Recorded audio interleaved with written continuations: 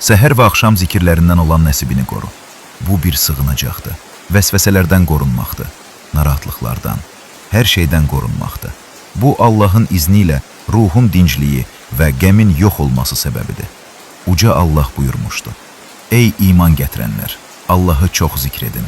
Səhər axşam onu təsbih edin. Allahı zikr edən kəs ən möhkəm dayaqdan yapışmış olar. O çətinliklərdən keçə bilər, amma qəlbi qırılmaz. İmtahanlarla qarşılaşa bilər, amma ruhu ümidini itirməz. Çünki daxilində zikir yaşayan qəlb heç vaxt boş qalmır. Düşün, səhərini nə ilə doldurursan? Bu dünyanın küyü ilə, yoxsa bu dünyanı idarə edənin zikri ilə? Özgə xəbərlərlə, yoxsa qəlbi canlandıran kəlamlarla? Sosial şəbəkə lentləri ilə, yoxsa sənin üçün göylərdə yazılan zikirlərlə? Bəlkə də səhər Allahı zikr etdiyin o bir neçə dəqiqə Allahın səni heç vaxt xəbərin olmayacaq bir bəladan qorumasına səbəb olacaq.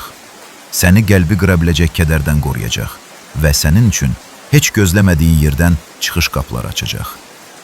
Gününü Allahla başla və o zaman bu gün necə keçirsə keçsin, o mərhəmətli olanın himayəsində olacaq.